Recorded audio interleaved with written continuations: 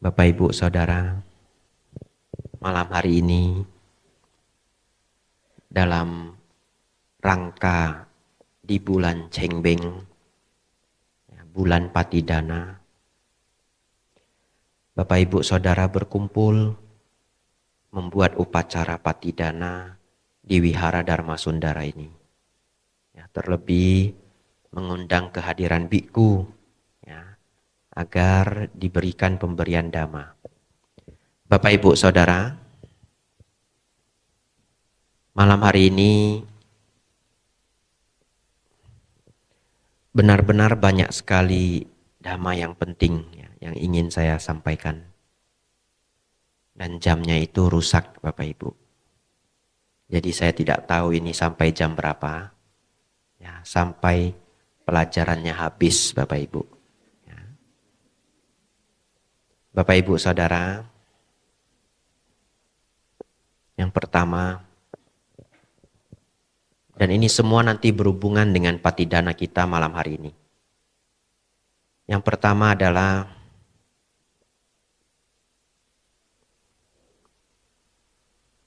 pertanyaan, apakah karma orang tua itu bisa turun ke anak? Ini adalah hal yang sering dikhawatirkan masyarakat Bapak Ibu karena di zaman dulu banyak orang yang kalau berbuat jahat diingatkan sama barangkali kakek, nenek, orang tua sendiri.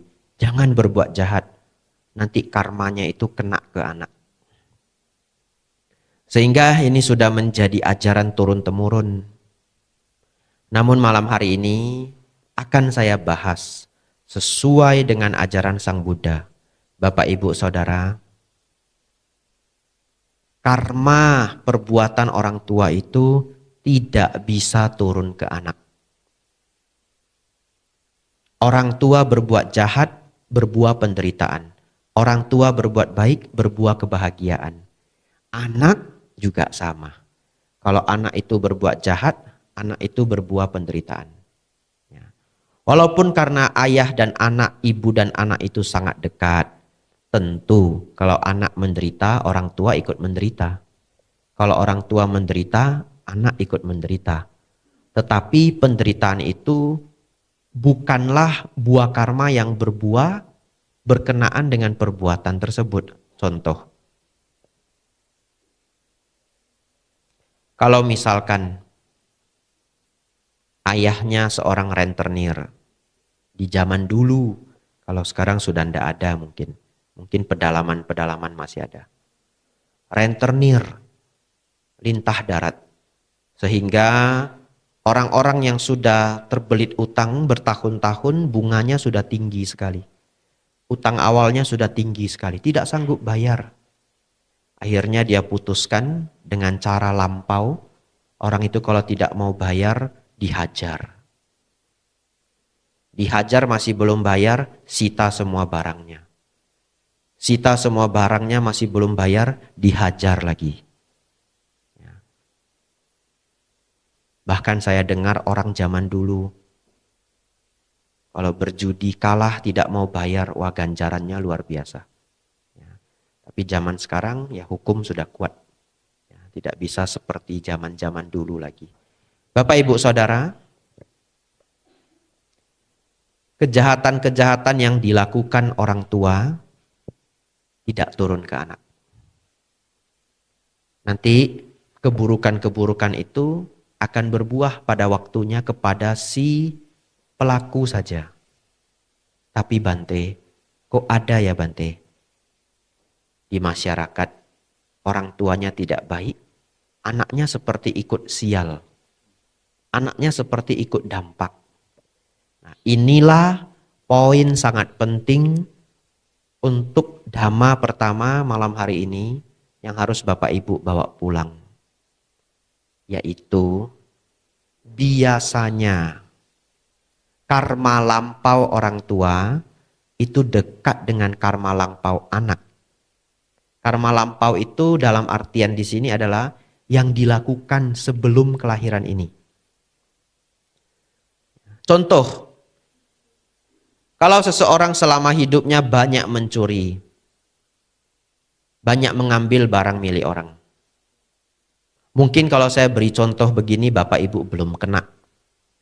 Coba Bapak Ibu bayangkan ketika barang Anda hilang.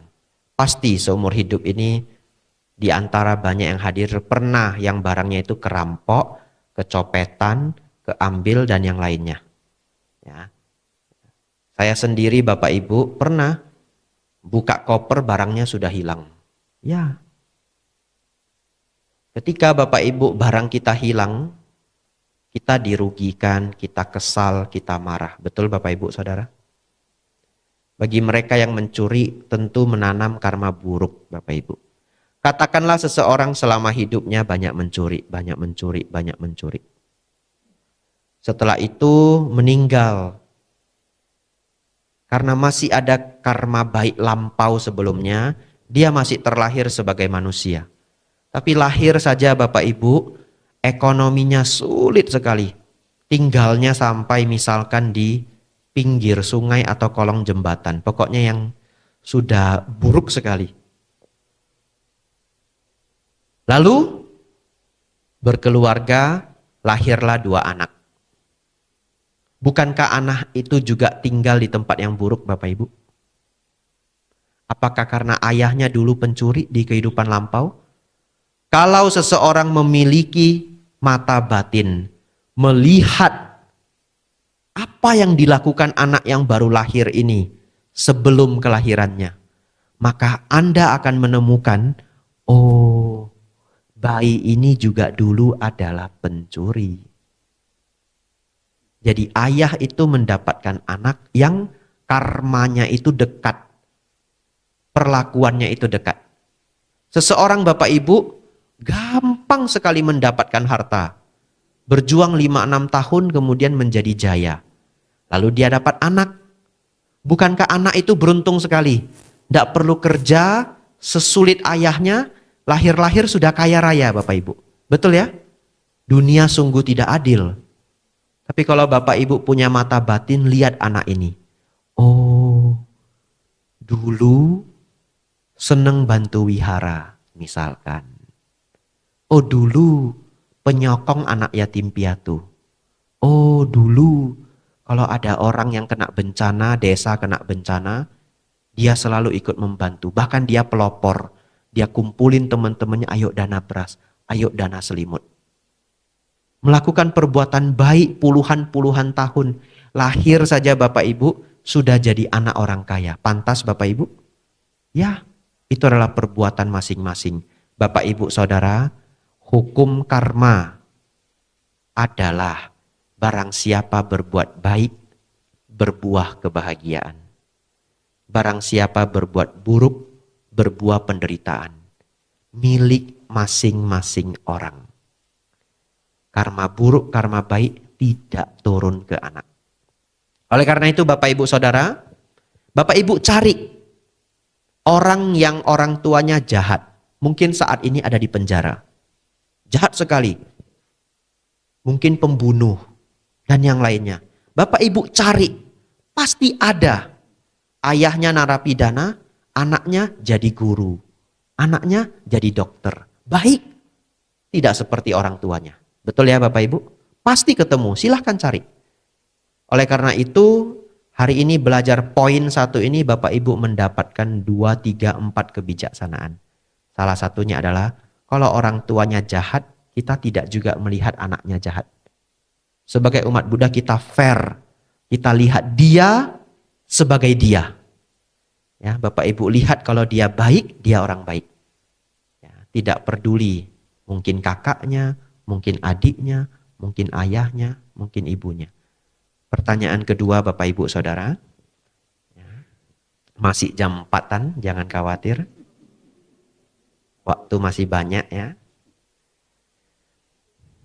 Kalau begitu Bante, karma baik orang tua, karma bukan karma baik, karma baik dan buruk. Karma orang tua tidak bisa turun ke anak. Sekarang bagaimana patidana ini? Apa karma anak bisa naik ke orang tua? Betul ya?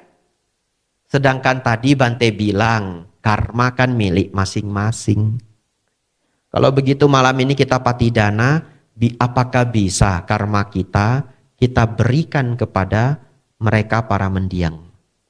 Oleh karena itu Bapak Ibu Saudara, sebenarnya patidana ini adalah mengajak para mendiang ikut berbuat baik.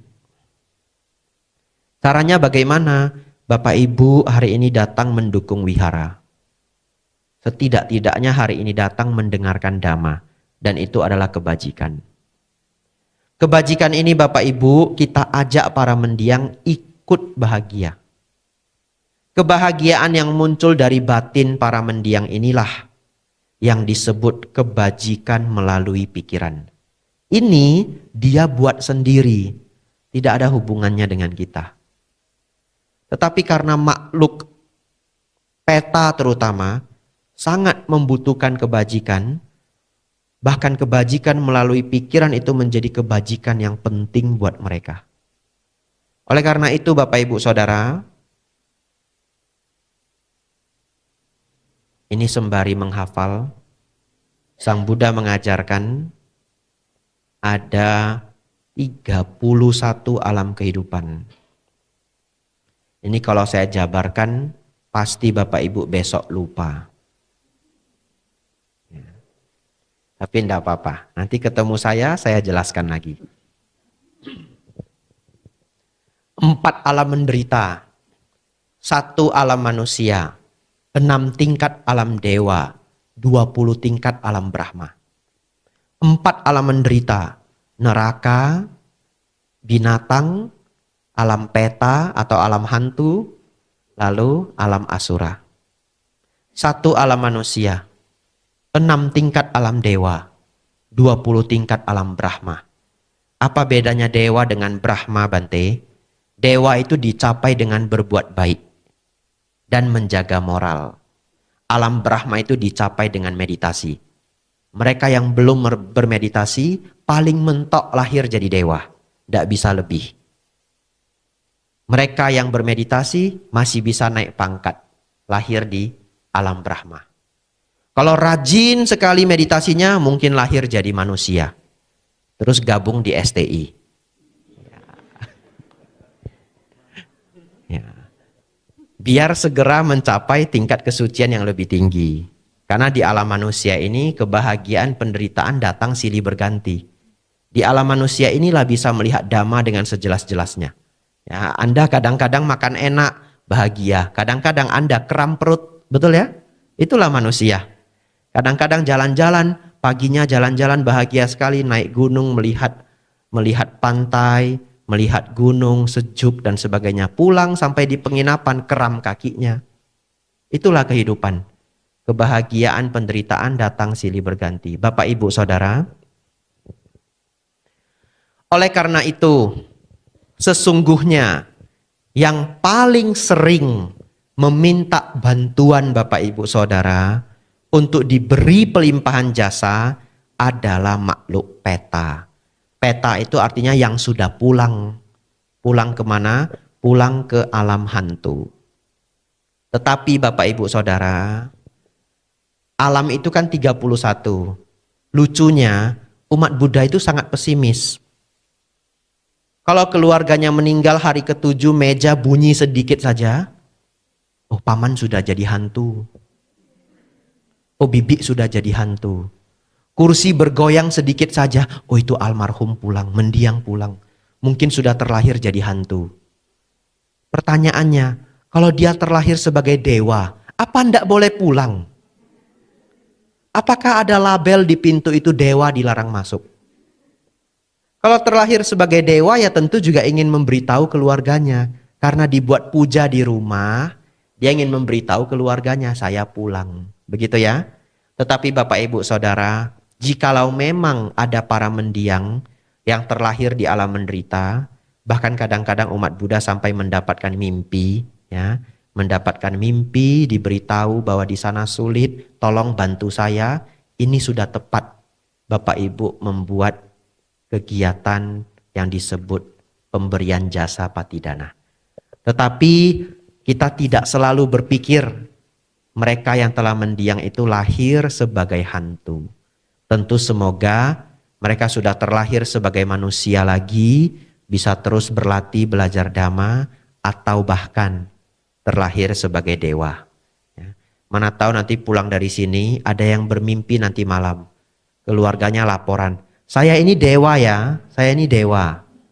Kemarin tuh tak goyang-goyang gorden itu supaya kalian ngerti aja ya. Saya ini nggak hantu ya. Ya. Lalu Bapak Ibu nanti lapor ke saya ya. Bapak Ibu Saudara, nomor 3, ternyata tidak sengaja sudah saya jawab. Alam mana saja Bante yang bisa menerima patidana? Ya, patidana yang Bapak Ibu lakukan malam ini bisa diterima oleh mereka yang terlahir di alam peta, alam hantu, ataupun alam dewa. Kalau sudah lahir jadi manusia Bante, tidak bisa lagi. Kalau mereka sudah terlahir di alam manusia pun tidak apa-apa, betul ya? Tidak menerima jasa tidak apa-apa lagi. Karena sudah terlahir sebagai manusia, tidak datang di sini dia. Jadi untuk menerima patidana itu harus datang di sini. Terus Bante kalau sudah lahir jadi manusia, bagaimana kirim jasa? Tidak perlu, ya. Kirim saja oleh-oleh ya. Pakai JNE Bapak Ibu Saudara. Kalau jauh Bante FedEx ya. Ya, saya pembinaan keluar dari Wihara Mendut 1 bulan, 1,5 bulan. Pulangnya itu banyak parsel-parsel. Dana untuk Biku Abijato. Ini sudah terkumpul. Kadang saya tidak tahu isinya apa. Saya buka itu. Seperti dapat kado Sinterklas Bapak Ibu Saudara. Dari seluruh Indonesia barangnya. Saya buka. Oh, kaos kaki. Ya. Saya buka. Oh, topi. Emang Bante pakai topi? Ada topinya Biku Bapak Ibu ya. Tapi hanya boleh dipakai ketika tidak upacara. Topinya itu biasanya rajutan. Kami pakai kalau di tempat yang sangat dingin. Di Indonesia mah ndak usah ya. Udah terbuka semua masih panas Bapak Ibu Saudara. Ya, tapi ada topi rajutan. Warnanya coklat juga. Bapak Ibu Saudara, para makhluk peta. Peta artinya yang telah berpulang. Ya, bahasa kasarnya hantu ya. Bahasa yang baik itu peta. Tapi kalau dari awal saya bilang peta, yang dengar di sini mungkin separuh atau sepertiga ndak ngerti. Ya, peta yang telah pulang, para mendiang. Mereka bisa menerima jasa Bapak Ibu ya. Kemudian para dewa. Para dewa tidak diberi jasa pun tidak apa-apa. Hidupnya sudah baik. Namun, kalau Bapak Ibu ada keluarganya yang sudah terlahir sebagai dewa, lalu Bapak Ibu berbuat jasa, dan dia bisa menjadi sangat senang. Merasa dihargai, merasa diingat ya, merasa dihormati. Barangkali Bapak Ibu, para dewa itu lantas membantu. Tiba-tiba besok Bapak Ibu jualan buka toko ya, pelanggannya 3 kali lipat. Begitu ya. Para dewa itu kalau berniat itu sangat bisa membantu para manusia. 2 poin terakhir Bapak Ibu. Panjang Bapak Ibu. Tapi panjang enggak apa-apa. Hari ini saya enggak ada limitnya. Hari ini saya bebas ya. Bapak Ibu Saudara, nomor 4. Di sini saya tulis kebiasaan negara Buddhis.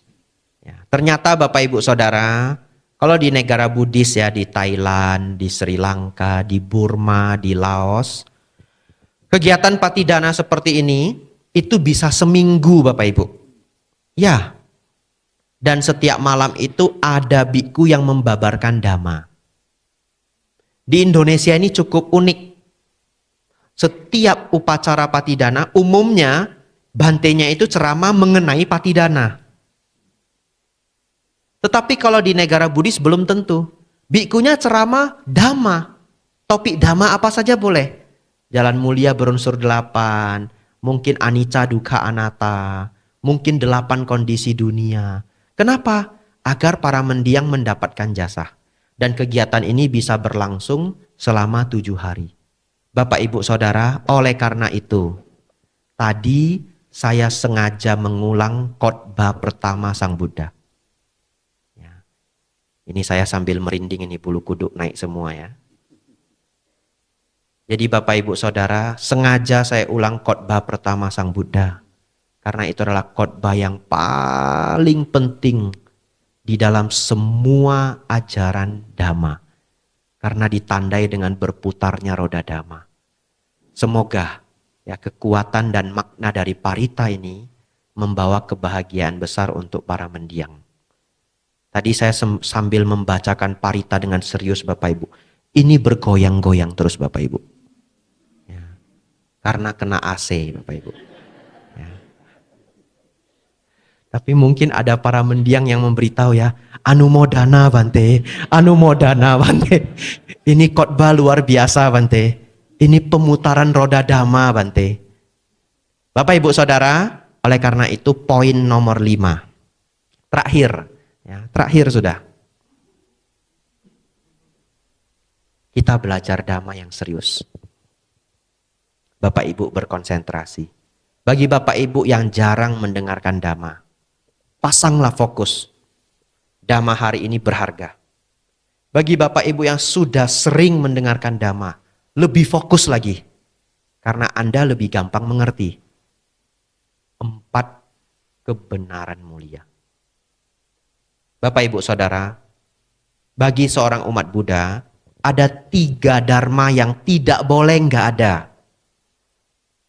Kalau 3 dharma ini belum ada, KTP Anda itu Buddha, tapi Anda belum mengerti ajaran Buddha. Setidaknya 3 ini. Kalau lupa enggak apa-apa. Nanti puter lagi cari di YouTube. Karena ini sering sekali saya ajarkan. Ya, tulis nama saya, Bhikkhu Abhijato. ABHIJATO. Saya jarang mengiklankan diri saya sendiri. Biasanya Bante Utamo, Bante Panyawaro. Tapi kenapa hari ini saya sengaja Bhikkhu Abhijato? Karena saya melihat banyak wajah yang tidak sering mendengarkan Dhamma. Nah, di antara para Bante mungkin ceramah saya itu tidak terlalu berat. Jadi Bapak Ibu yang baru mendengarkan Dhamma nanti bisa mengikuti. Tapi kalau sudah sering nanti pindah. Bante Panyawaro. Sedikit berat. Ya. Mau lebih berat lagi, Bante Santacito. Agak berat. Lebih lagi Bante Dhammadiro. Ya, Amsyong. Ya. Saya saja sebagai bikku dengar 10 menit ulang lagi. Bantenya maksudnya apa? Tapi kalau Bapak Ibu bisa menangkap maknanya sangat luar biasa. Kita kembali Bapak Ibu ya. Bhikkhu Abhijato, ABHIJATO. Cuma di sini saya iklan diri saya sendiri. Sudah bohot ini. Karena saya lihat ini banyak yang belum sering dengar Dhamma. Ya. Saya seminggu khotbah 3-4 kali Bapak Ibu. Jadi saya ada radarnya nih, lihat wajah Bapak Ibu, saya tahu. Ya, yang mana yang sudah sering dengar Dhamma, yang mana yang baru-baru dengar Dhamma. Bapak Ibu Saudara, 3 topik Dhamma harus paham. Nomor 1 dan 2 gampang. Kita ambil nanti yang nomor 3. Nomor 1, tahu baik dan buruk. Ya, leluhur kita dari kita kecil, yang penting jadi orang baik. Yang penting jadi orang baik. Betul ya? Ya, bahkan kita diajarkan yang penting jadi orang baik aja udah luar biasa. Ini udah dapet yang 1 ini. Apa itu baik Bante? Melakukan hal-hal yang bermanfaat bagi diri sendiri, bermanfaat bagi makhluk lain. Tidak merugikan diri sendiri, tidak merugikan makhluk lain. Ini saja. Itu baik. Kalau kita mau ngambil barang bukan punya kita, ada yang dirugikan Bapak Ibu? Ada, stop, selesai. Tidak perlu hafal kitab 500 halaman pun, Bapak Ibu hafal ini saja.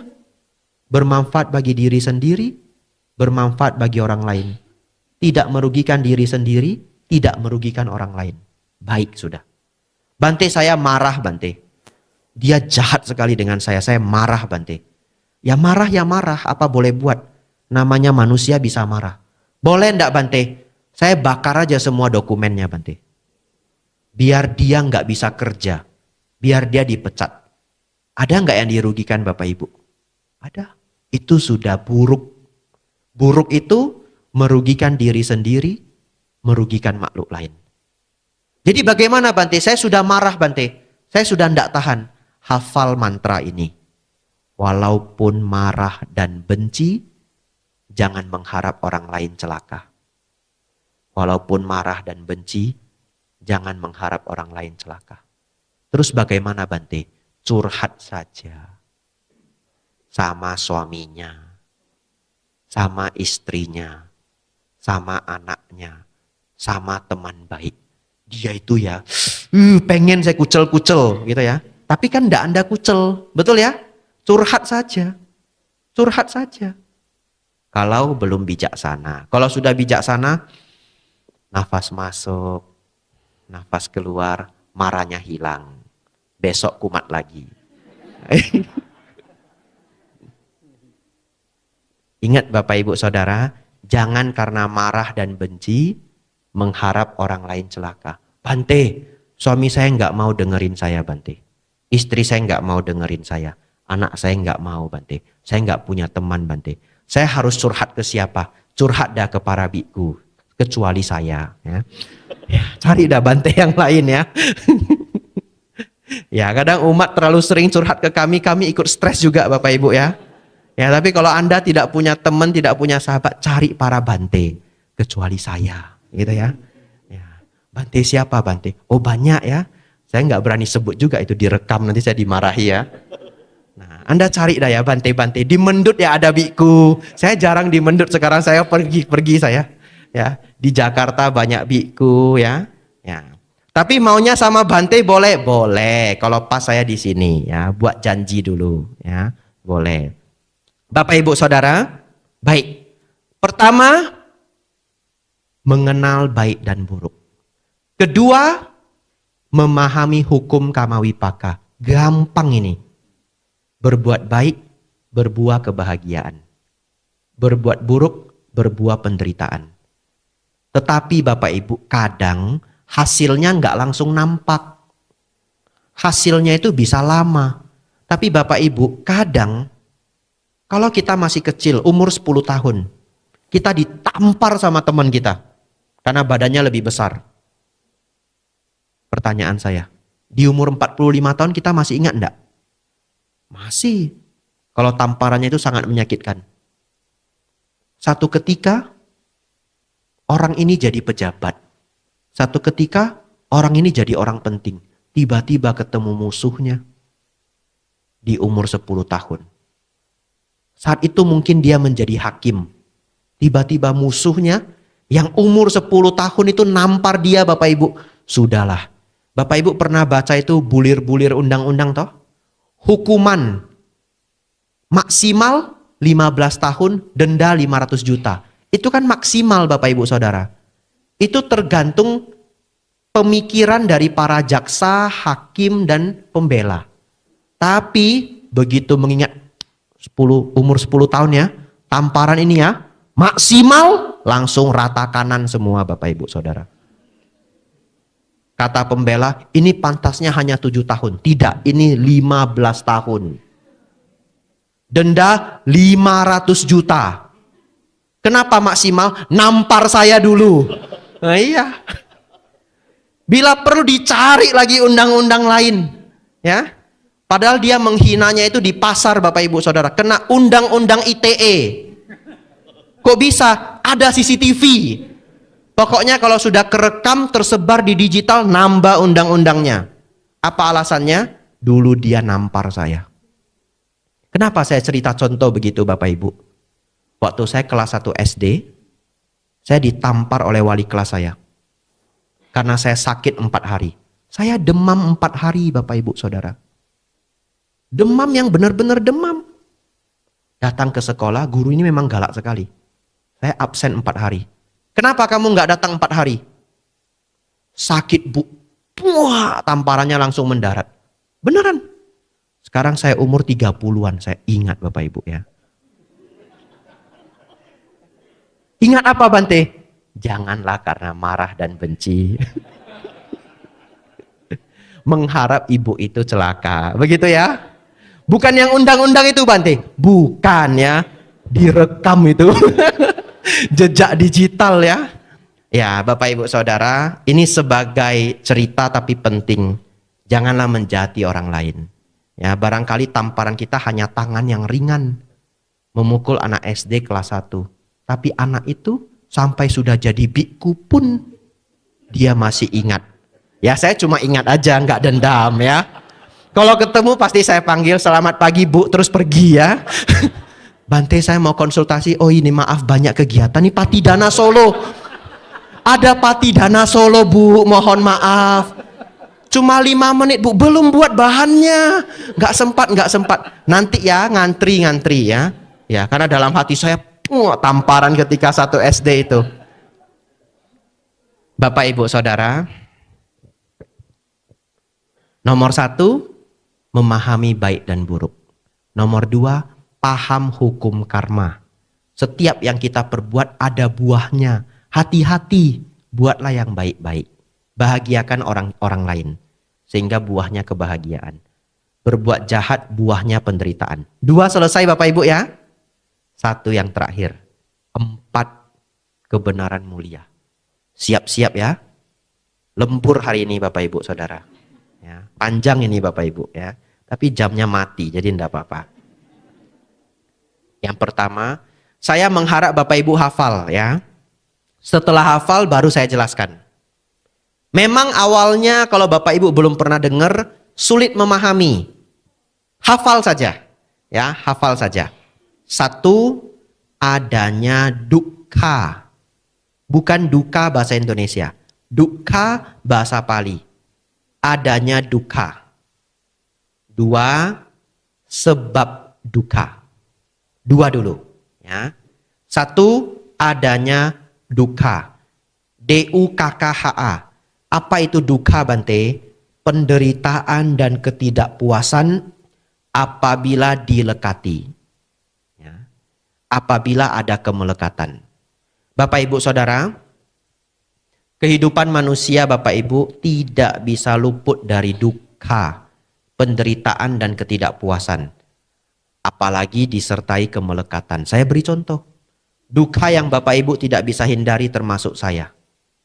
Sakit, tua dan mati. Betul Bapak Ibu? Ini tidak bisa kita hindari. Selanjutnya, ketidakpuasan. Apapun yang Bapak Ibu sudah punya, seringnya pengen yang lain lagi. Ya. Makanan yang Bapak Ibu suka, Bapak Ibu makan setiap hari, bosen. Pengen yang lain lagi. Ya. Bapak Ibu menabung, bisa beli mobil yang bagus. Mobil baru. Setelah 3-4 tahun, apakah kesenangan memiliki mobil itu sama seperti hari pertama? Tidak. Kebahagiaan dari barang materi ini menguap. Menguap itu artinya berkurang sedikit-sedikit. Berkurang sedikit-sedikit. Setelah mobil yang 4 tahun yang lalu itu, hari pertama mobil itu datang kita senengnya minta ampun. Tidur aja susah Bapak Ibu ya. Apalagi mobil pertama, belum kotor sudah dicuci. Ya, baru dicuci lagi Bapak Ibu Saudara. Ya, lalu dikasih segala macam hal supaya mengkilau. Setelah 3-4 tahun, kenapa tidak seperti hari pertama lagi? Karena kebahagiaan, kesenangan dari barang materi ini membiasa. Kesenangan, kebahagiaan itu menguap. Itu yang disebut tidak terpuaskan. Yang Bapak Ibu miliki di dunia ini, semua barang materi ini tidak terpuaskan. Malahan membawa masalah-masalah, apalagi disertai kemelekatan. Bapak Ibu Saudara, bulir yang kedua. Sebab dari penderitaan, sebab dari ketidakpuasan ini adalah tanha, nafsu keinginan. Jadi Bapak Ibu Saudara, saya ulangi ini baik-baik. Ini filosofi yang mendalam Bapak Ibu. Sebab dari penderitaan kita sesungguhnya adalah nafsu keinginan kita sendiri. Bapak Ibu sadar tidak? Kalau Bapak Ibu beneran dengerin saya bulir yang kedua ini, apa yang baru Bapak Ibu sadari? Yang baru Bapak Ibu sadari adalah semua penderitaan yang kita alami itu dari kita sendiri. Bukan dari dia, dari mereka. Tapi dari diri kita sendiri.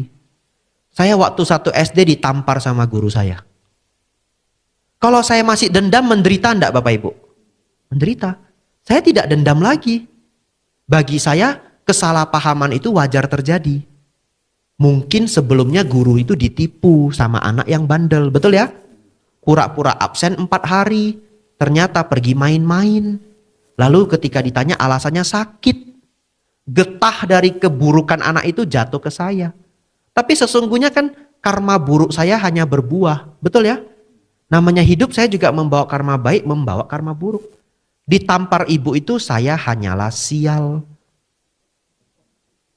Kalau saya bisa berpikir begitu Bapak Ibu, kedendaman itu akan hilang. Kemarahan itu akan berkurang setidak-tidaknya 80%. 20% Bante masih ingat. Misalkan ya. Ya tentulah kalau belum mencapai tingkat arahat, kalau Bapak Ibu dijahati ya masih ingat ya. Ada loh saya ketemu umat Bapak Ibu Saudara. Dia cerita curhat ke saya. Saya nggak dendam Bante. Saya itu orangnya nggak dendam lagi. Cuma masih ingat gitu. Ya saya pikir ya masih ingat itu ya levelnya lebih rendah. Bapak Ibu Saudara. Begitu kita paham. Ternyata segala bentuk penderitaan. Segala bentuk ketidakpuasan. Itu dari nafsu keinginan kita sendiri. Dari kemelekatan kita sendiri. Maka kita mulai menyadari. Bukan yang di luar yang membuat kita sengsara. Pikiran kita yang buat kita sengsara.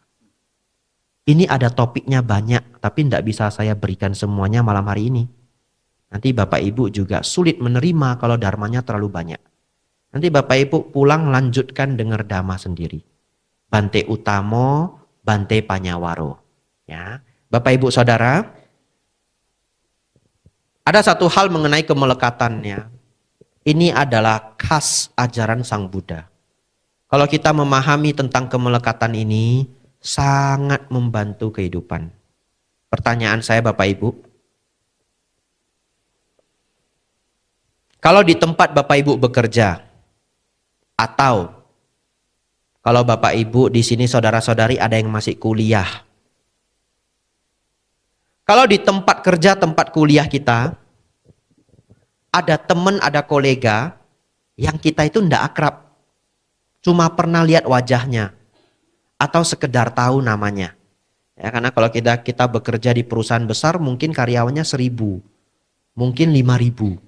Kita ketemu tapi kita tidak kenal. Di sekolah juga sama. Di perkuliahan juga sama.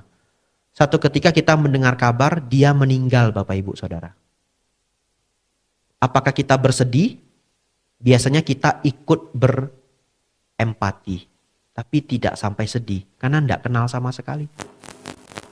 Betul ya? Cuma sekedar tahu nama. Apalagi kalau tidak tahu nama. Kalau tahu nama kadang-kadang kita masih prihatin, kasihan ya, masih muda. Tapi Bapak Ibu Saudara, kalau itu teman kita sendiri, sudah bergaul 10 tahun terus meninggal. Orangnya baik, selalu menemani kita. Apakah kita sedih Bapak Ibu Saudara? Sangat sedih. Apa yang membedakan kedua orang itu? Bukankah memang manusia bisa meninggal? Bukankah wajar saja kalau manusia itu mati? Yang membedakan adalah kalau kita kenal, kita melekat.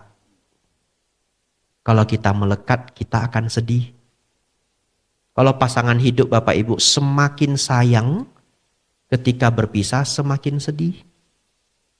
Kalau tidak sayang Bante ditanya-tanya kapan kamu mati?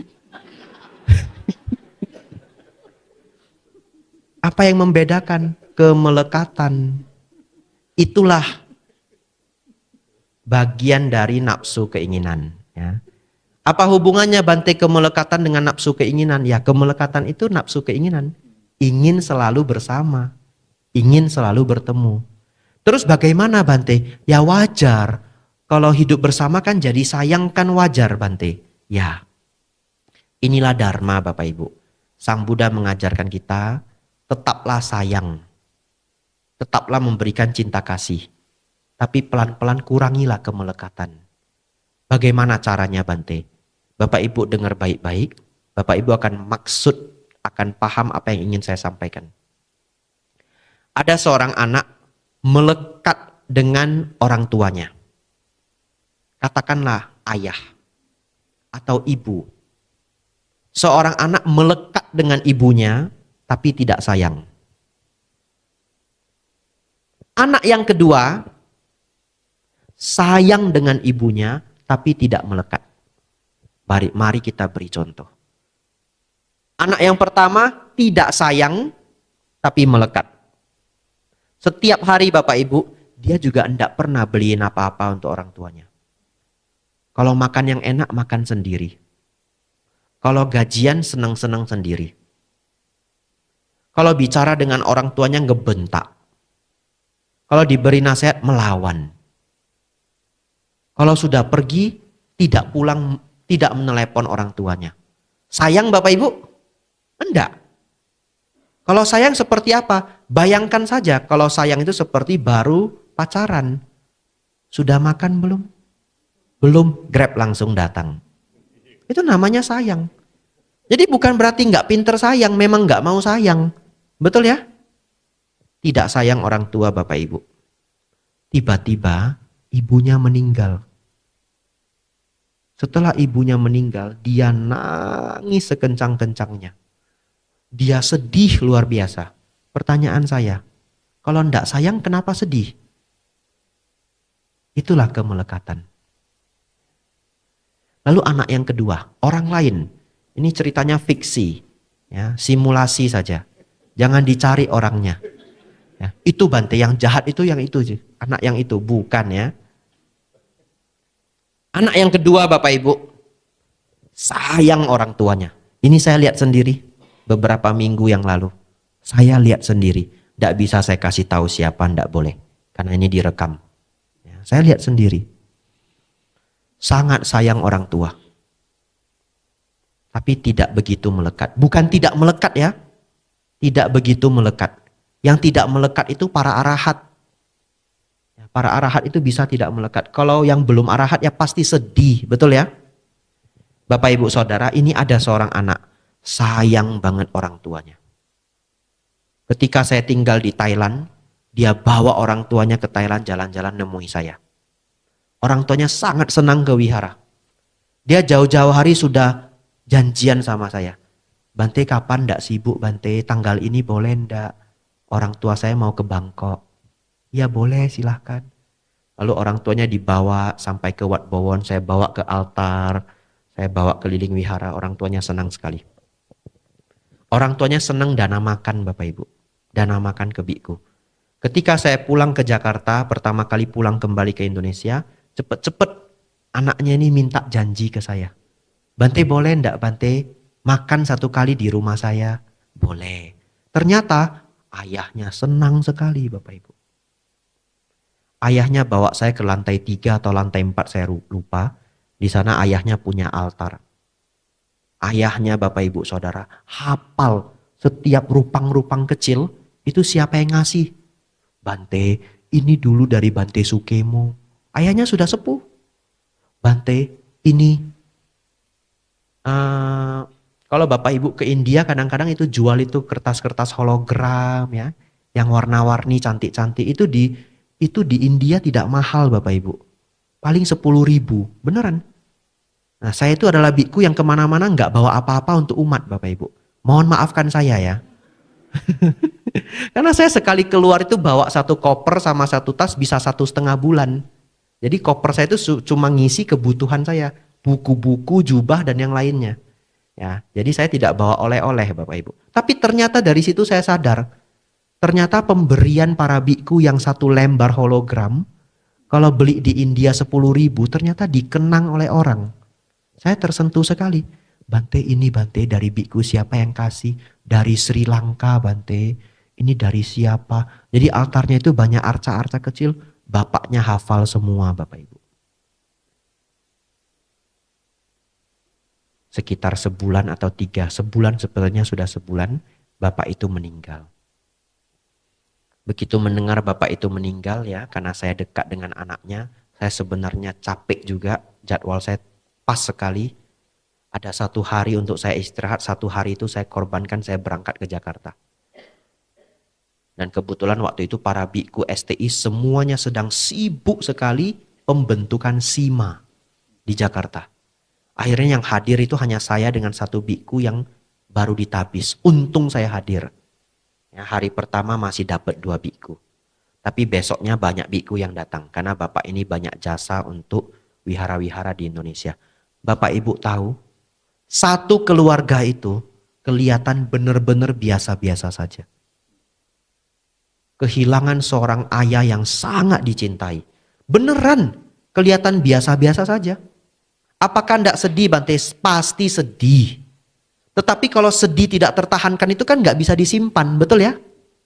Berarti sedihnya dia itu mungkin hanya 30% sedihnya orang lain. Dan melihat para biku hadir, anaknya cuma bilang, saya datang 2 kali, hari pertama dan hari ketiga. Hari ketiga saya datang, anaknya lapor ke saya, Bante Panyawaro kemarin datang, Bante Joti Damo datang, Bante Atadgiro datang. Ya, sudahlah, Papa sudah pasti senang. Bisa senyum Bapak Ibu. Inilah yang dinamakan sayang, tapi tidak terlalu melekat.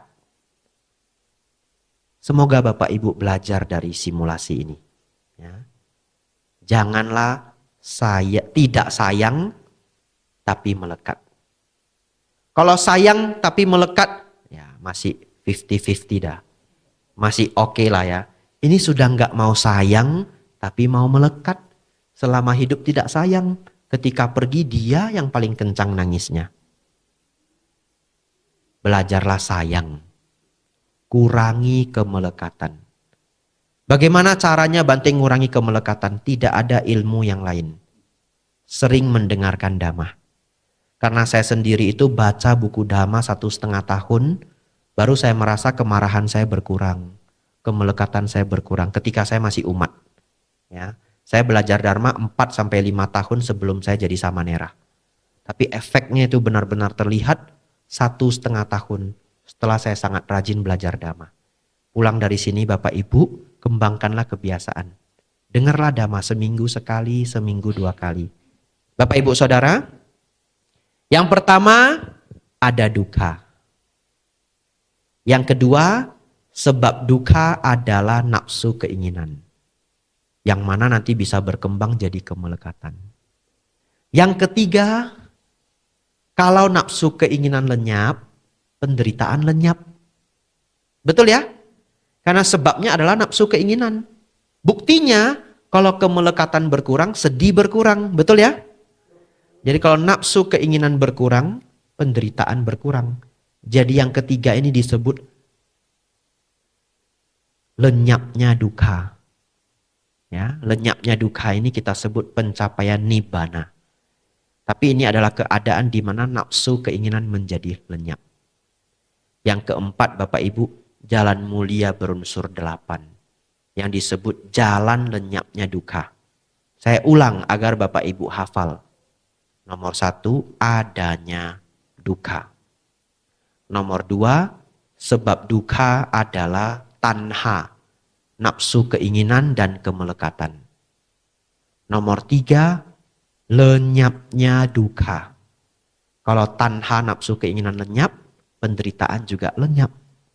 Nomor 4, jalan menuju lenyapnya duka. Bapak Ibu Saudara, biasanya saya mengajar jalan mulia berunsur 8 ini, jalan menuju lenyapnya duka ini 1,5 jam. Bagaimana hari ini Bapak Ibu Saudara? Ya, waktu kita tinggal sedikit ya. Walaupun jamnya error ya, itu masih jalan dia. Mungkin saya sebut jamnya mati, jadi jalan Bapak Ibu, coba lihat. Tapi jamnya error ya. Ada jam di tempat lainnya. Biasanya ada 2-3 jam. Ya enggak apa-apa. Saya akan menjelaskan jalan mulia berunsur 8 ini mudah-mudahan 7-8 menit selesai. Ya, lalu Dhamma Desana malam hari ini selesai.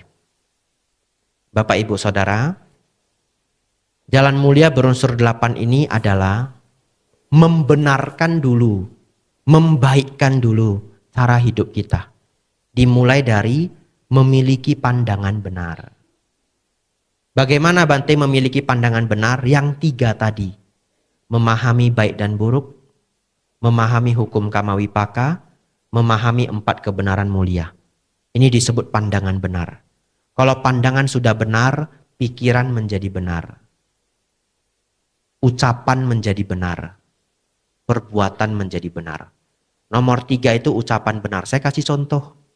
Kalau Bapak Ibu benar-benar mau mengamalkan ajaran Sang Buddha.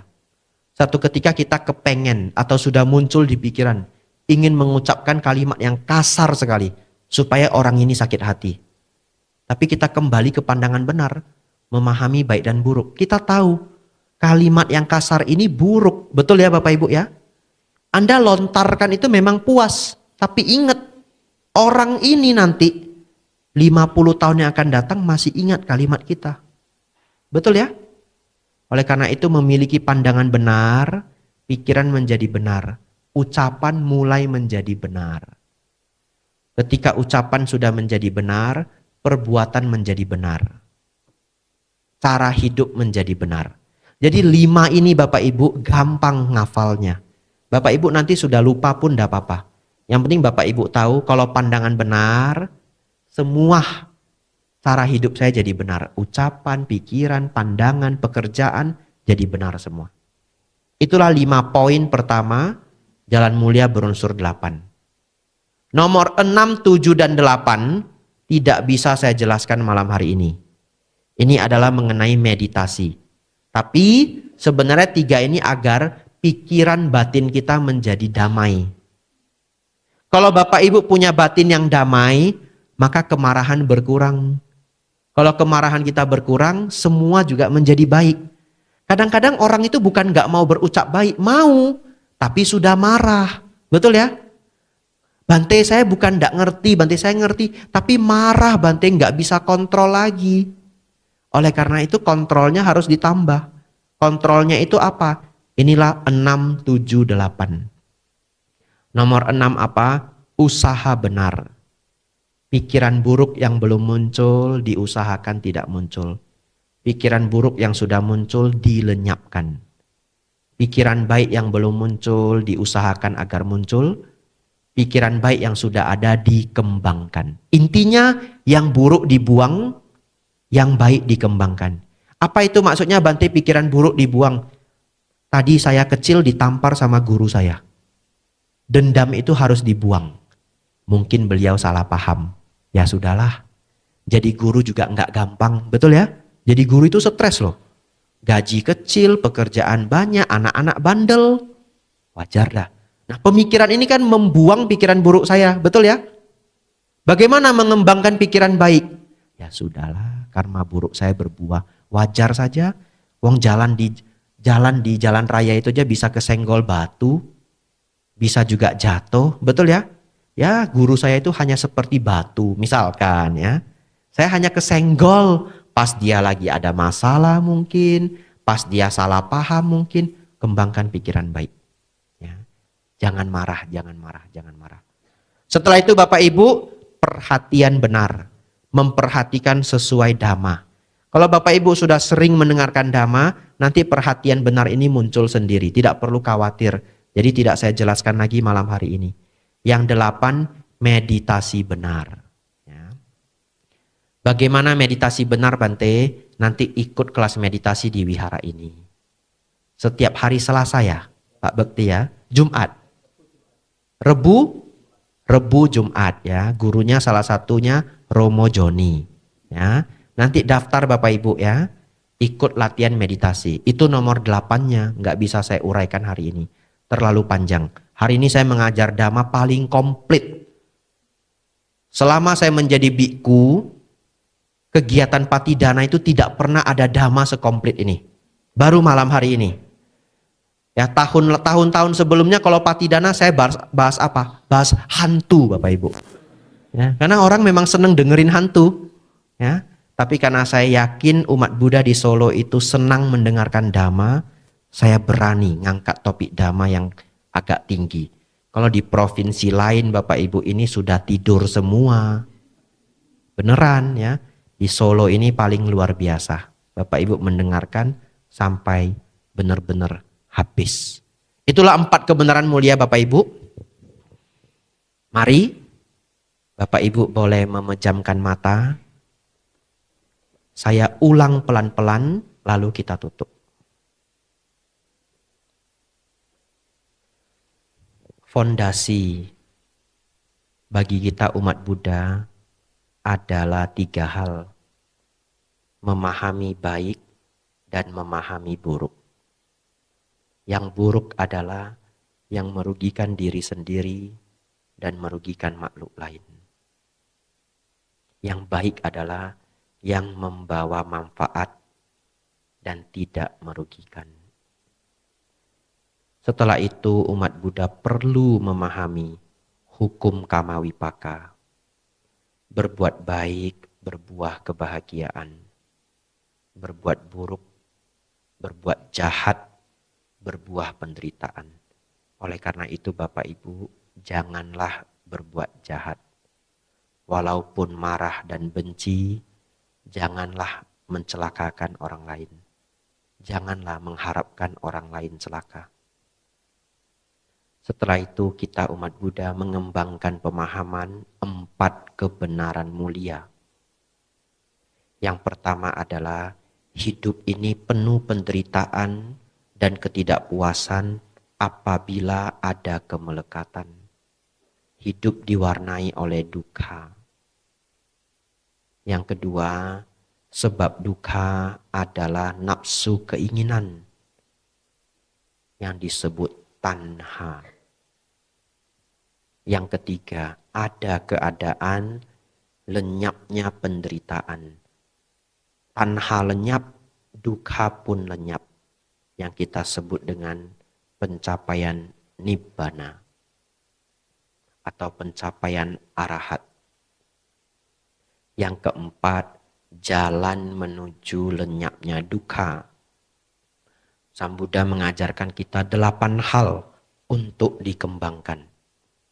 Pandangan benar, pikiran benar, ucapan benar, perbuatan benar, penghidupan benar, usaha benar, pikiran buruk yang belum muncul, diusahakan tidak muncul.